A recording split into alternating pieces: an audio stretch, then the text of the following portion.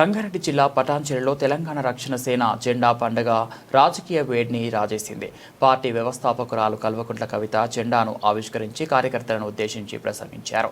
అంబేద్కర్ విగ్రహానికి నివాళులర్పించిన కవితకు మహిళలు బతుకమ్మలతో ఘన స్వాగతం పలికారు. సభలో కవితకు సీఎం అంటూ అభిమానుల నినాదాలు మార్మోగాయి. ఈ సందర్భంగా పటాన్చెరు రాజకీయాలు, కాలుష్య సమస్య, స్థానిక ప్రజల హక్కులపై కవిత ఘాటు వ్యాఖ్యలు చేశారు. బీఆర్ఎస్, బీజేపీ రెండు ఒకటేనని, మొన్న జరిగిన మున్సిపల్ ఎన్నికలలో బీజేపీ ఎంపీ రఘునందన్ రావు టీఆర్ఎస్కు ఓటేయడం పట్ల ఆమె మాట్లాడారు. జై తెలంగాణ నినాదంతో సభ ముగిసిన సీఎం అంటూ కార్యకర్తల నినాదాలు సభ ప్రాంగణంలో మార్మోగడం రాజకీయ వర్గాల్లో చర్చనీయాంశంగా మారింది.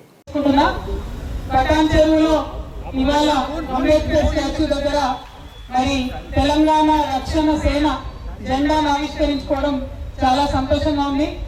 హైదరాబాద్ నగరానికి కూతవేటు దూరంలో ఉన్న పటాన్చెరులో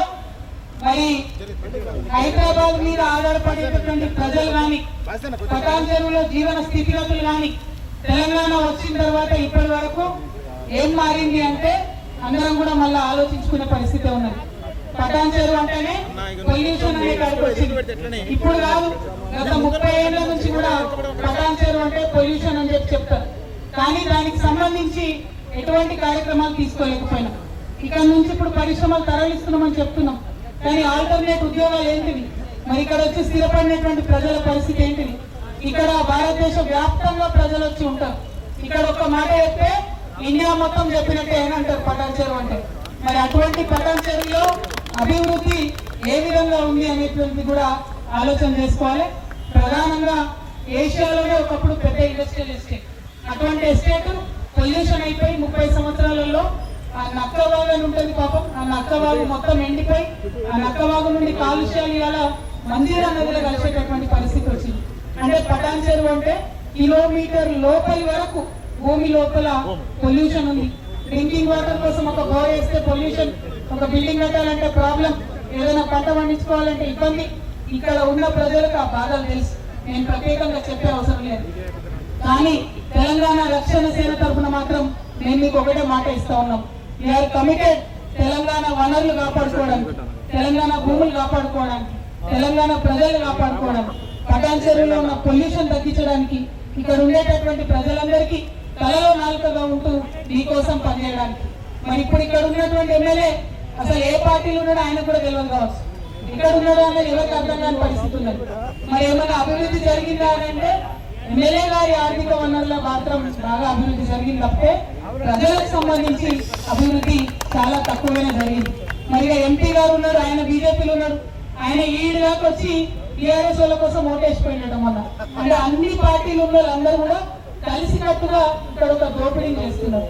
నిన్నగాక మొన్న రోడ్డు మీద ప్రభుత్వ పాఠశాల ఉంటే బుల్డోజర్లు పెట్టి కబ్జాలు చేసేటోళ్ళు కూలగొట్టి ప్రజలు మళ్ళీ యుద్ధం చేసేంత వరకు కూడా కలెక్టర్ వచ్చి కానీ కాంపౌండ్ వాళ్ళు కట్టలేదు.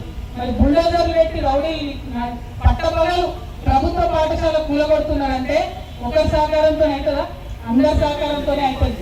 కాబట్టి ఈ పటాన్చెరులో ఏదైతే మ్యాచ్ ఫిక్సింగ్ రాజకీయాలు ఉన్నాయో అవన్నిటిని పక్కకు తీసేద్దాం.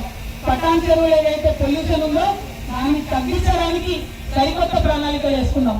పటాన్చెరులో ఉన్న పేదవాళ్ళు ఎట్లా ముందుకు పోవాలో దానికోసం ఆలోచన చేసుకుందాం.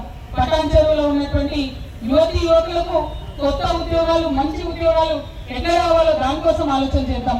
పటాన్చెరులో ఎక్కడో వచ్చి ఇండస్ట్రీ పెట్టుడు కాదు, ఇక్కడ ఉన్న మన యూత్ ఇండస్ట్రీ ఎట్లా పెట్టాలో దానికోసం ఆలోచన చేద్దాం. కరప్షన్ లేని తెలంగాణ కావాలి, మ్యాచ్ ఫిక్సింగ్ రాజకీయాలు లేని తెలంగాణ కావాలి, పొల్యూషన్ లేని తెలంగాణ కావాలి. దానికోసం తెలంగాణ రక్షణ సేన కమిట్మెంట్ తో పనిచేస్తుందని చెప్పి మీ అందరికి కూడా వాగ్దానం చేస్తున్నాం. Thank you.